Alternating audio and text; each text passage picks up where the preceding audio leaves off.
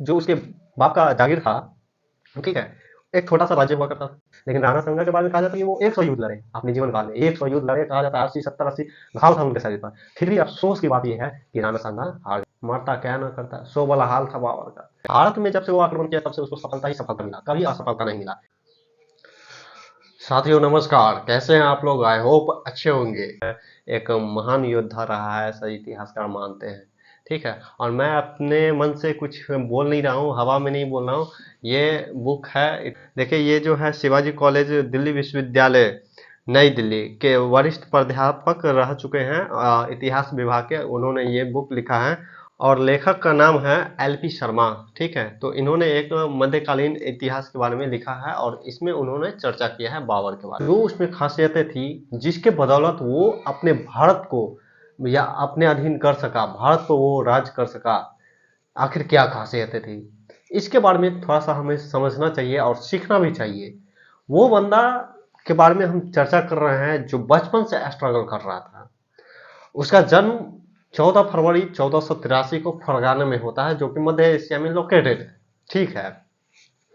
और उस समय जो वो फरगाना जो उसके बाप का जागीर था, ठीक है, एक छोटा सा राज्य हुआ करता था। और वो जो बाबर है वो अपने पिता की ओर से जो है तैमूर का वंशज है, ठीक है, पांचवा वंशज है। और माता की ओर से जो है चंगेज खां का 14वां वंशज है। मतलब कुल मिलाकर अच्छे खासे महान योद्धा का जो है खून उसके रगों में दौड़ रहा था। और बचपन से वो कहानियां सुना करता था तैमूर का, चंगेज खां का, और उससे वो इंस्पायर था और वो एक महत्वाकांक्षा था उसमें कि हाँ, मैं अपने पूर्वजों के द्वारा जो स्थापित किया गया था राज्य, वो जो राजधानी हुआ करता था समरकंद हमारे पूर्वजों का, मैं उसको फिर से अपने अधीन करूं। और इस लालसा में वो आगे चलकर यहाँ तक पहुंचता है, ठीक है। और सबसे पहले तो शुरुआत होती है उसकी जब 1494 में जो है उसके पिता का मौत हो जाता है। और उसी समय उसका मामा उसके राज्य पर आक्रमण कर देता है। उस समय वो राजगद्दी पर बैठता है, मात्र 11 वर्ष की आयु में बैठता है। और पहला जो है पहला प्रयास करता है समरकंद जीतने का 1494 ईस्वी में। और फिर 1494 ईस्वी के बाद जो है वो असफल हो जाता है। 1497 ईस्वी में फिर से वो जो है समरकंद को जीतने का प्रयास करता है। लेकिन इस बार क्या होता है कि वो जीत लेता है समरकंद को, लेकिन वो बस 100 नहीं, 100 दिन के लिए रखवाता है, बाकी फिर उसको छोड़ना पड़ता है मजबूरी में, ठीक है। उसके बाद फिर वो 1501 में फिर से आक्रमण करता है, फिर से उसको अपने अधीन करता है, फिर करता है अपने अधीन, और फिर कुछ समय तक रख पाता है और फिर उसको छोड़ना पड़ जाता है। और इसके बाद से उसका घुमक्कड़ जीवन शुरू होता है, ठीक है। इधर उधर मतलब घूमना घूमना, इधर उधर भटकना, इस तरह का जीवन वो जीने लगा। और लिखता है अपने आत्मकथा में लिखता है कि मैं रमजान का महीना कभी एक जगह पर नहीं बिताया हूँ 2 बार। मैंने 2 बार वो रमजान का महीना एक जगह पर नहीं बिताया है। कहने का मतलब वो कभी एक जगह रहा ही नहीं, हमेशा स्ट्रगल करते रहा। और खास बातें आपके बताएं तो बाबर अपने जीवन काल में 1483 में जन्म लेता है 14 फरवरी को। और 1530 में उसकी मृत्यु हो जाती है। 14 फरवरी वो उसी दिन जन्म लेता है जिस दिन लोग अभी के यूथ वैलेंटाइन डे मनाते हैं और कहते हैं चलो बाबू आते हैं घूम के, ठीक है।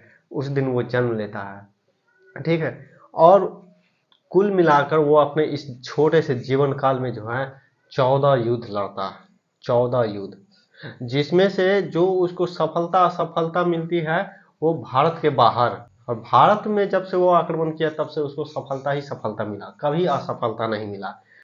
माने ये दुर्भाग्य रहा भारत का कि भारत जैसे विशाल देश में ऐसा शासक नहीं हुआ जो विदेशी आक्रांता को दृढ़ता से रोक सके।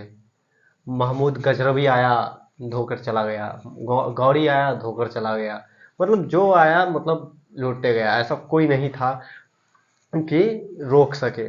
और उसी तरह से फिर बाबर आया। और बाबर को लाने में जो है हमारे देश के राजाओं का हाथ था। जो दौलत खान लोधी सूबेदार था पंजाब का, वो आमंत्रित किया था उसको कि आइए भाई। इब्राहिम लोदी उस समय दिल्ली का सुल्तान था, और दिल्ली का सुल्तान इब्राहिम लोदी का जो चाचा हुआ करता था आलम खां लोदी, वो भी उसको इनवाइट किया था। और इधर से जो राणा संग्राम सिंह, जो राणा सांगा के नाम से फेमस है, उन्होंने भी आमंत्रित किया था कि आओ किसी भी तरह से इब्राहिम लोदी को मारकर भगाओ, और फिर उसके बाद तुम जाओ, और उसके बाद दिल्ली की जो गद्दी है उस पर हम काबिज होंगे। सबका अपना अपना स्वार्थ था, और सब ने अपने अपने स्वार्थ को सेकने के लिए बुलाया, इनवाइट किया। और उसके बाद क्या हुआ, वो आया, लेकिन उस दौरान क्या हुआ कि उस तरफ मध्य एशिया में उसको इतना मारा था, भगा दिया था मध्य एशिया से मारकर सब उज़्बेक जाति सब, और कहीं इसको सर नहीं मिल रहा था। अंत में इसको जाता तो जाता कहाँ, भारत पर उसको मौका मिला और भारत में वो काबिज हो गया। इन लोग को लगा कि भारत में और विदेशी आक्रांता की तरह आएगा, लूटेगा, जाएगा। कभी अनुमान में भी नहीं लगाए थे, कभी सोचे भी नहीं थे राणा सांगा की फिर से यहाँ भी वो अपना सत्ता कायम करेगा। ठीक है, लेकिन फिर क्या होता, सत्ता कायम करता और उसके बाद से फिर से युद्ध शुरू होता है। राणा सांगा युद्ध लड़ते हैं, खानवा का युद्ध लड़ते हैं। उससे उसके बाद भी 1526 में जो पहला पानीपत का युद्ध, पानीपत का प्रथम युद्ध होता है 1526 में, इब्राहिम लोदी मारा जाता है। इब्राहिम लोदी के बाद 1527 में जो है राणा सांगा लड़ते हैं कि भाई तुम तो बोले थे कि मैं वापस चला जाऊंगा, लेकिन तुम अभी तक हो, काहे? तो बोले अब कहाँ जाऊंगा मैं, अब तो यही रहूंगा, अब कहाँ है मेरा कोई ठिकाना नहीं है, मारकर भगा दिया है मेरे को ये, तो अब जाएंगे कहाँ? आओ लड़ना है तो लड़ो, हम तैयार हैं लड़ने के लिए। मरता क्या ना करता, सो वाला हाल था बाबर का। 1526 ईस्वी में लड़ा ही था, 1527 में लड़ा, फिर 1528 में लड़ा, फिर 1529 में लड़ा, और 1530 में वो उसकी मृत्यु हो गई। मतलब जब तक रहा वो युद्ध करते रहा। आपको एक लिस्ट में मैं बनाया हूँ, बताता हूँ कि 1494 ईस्वी में वो पहला युद्ध लड़ता है समरकंद को जीतने के लिए, हार जाता है, लेकिन फिर प्रयास करता है 1497 ईस्वी में, इस बार सफल होता है, 100 दिन रख पाता है, फिर उसको वापस करना पड़ता है, मतलब छोड़ना पड़ जाता है। 1501 ईस्वी में फिर से वो जीतता है, फिर 8 महीने के बाद उसको छोड़ना पड़ जाता है। 1504 ईस्वी में जो है काबुल में सत्ता परिवर्तन हुआ था, उस समय इसको मौका मिला था और काबुल पर ये अपना सत्ता कायम किया था, और फिर वहां से जो है मध्य एशिया पर अपना साम्राज्य विस्तार करने का प्रयास करता है। और फिर जब सत्ता परिवर्तन होता है, फिर से इस पर जो है उज़्बेक जाति हावी होता है, और शिया सुन्नी का जो खेल चलता है उसके वजह से इसको फिर छोड़ना पड़ता है। काबुल को भी इसके हाथ से जाने लगा था। तो अब जो बात आती है, अब आती है भारत की तरफ वो आता है, और भारत की तरफ आता है 1519 ईस्वी में पहली बार वो भारत में आक्रमण करता है। बाजौर का किला, भेरा का किला 1519 में 2 बार करता है, एक सितंबर में करता है, उससे पहले एक बार मार्च में किया था। बाजौर का 1519 में 2 बार आक्रमण करता है, बाजौर का किला जीतता है, भेरा का किला जीतता है, और उसके बाद जो है 1520 में फिर आक्रमण करता है, 1524 में आक्रमण करता है पंजाब में, 1526 में जो है पानीपत का प्रथम युद्ध होता है, और उसके बाद 1527 में खानवा का युद्ध होता है, राणा सांगा के साथ होता है, और 1528 में चंदेरी का युद्ध होता है, मेदिनी राय के साथ होता है। क्योंकि मेदिनी राय जो है खानवा के युद्ध में राणा सांगा को सपोर्ट कर दिए थे। और उसके बाद जो है 1529 में जो है फिर से घाघरा का युद्ध होता है अफगानों को मिटाने के लिए, और जो उसके बाद इसकी मृत्यु हो जाती है 1523 में। और भारत में पहला तोप के साथ लड़ने वाला जो है यही बाबर था। कहीं ना कहीं ये सोचिए 11 वर्ष की आयु से ये स्ट्रगल कर रहा था, और इतना बोला तो एक जगह वो कभी रहा ही नहीं। तो यहाँ जो है, हालांकि कहा जाता है कि ये तो मान लीजिए कि 14 युद्ध लड़ा अपने जीवन काल में, जो लड़ा सो लड़ा, लेकिन राणा सांगा के बारे में कहा जाता है कि वो 100 युद्ध लड़े अपने जीवन काल में, 100 युद्ध लड़े। कहा जाता है 80 70 80 घाव था उनके शरीर पर। फिर भी अफसोस की बात यह है कि राणा सांगा हार गए खानवा के युद्ध में। ठीक है, तो कहीं ना कहीं वो योग्यता को दर्शाता है। और वो ये चीज अलग बात है कि बाबर बर्बर था, क्रूर था। जब खानवा का युद्ध हुआ और उसमें जब राणा सांगा की हार हुई, तो उस समय कहा जाता है कि इतिहासकार लिखते हैं कि जो राजपूत मारे गए थे उसमें जितने राजपूत सैनिक थे उनके जो सिर को जो है उनके सिर का हेड का क्या किया था, मीनार बनाया था और अपने आप को जो है गाजी घोषित किया था कि मतलब काफिरों की मौत मतलब हत्या करने वाला।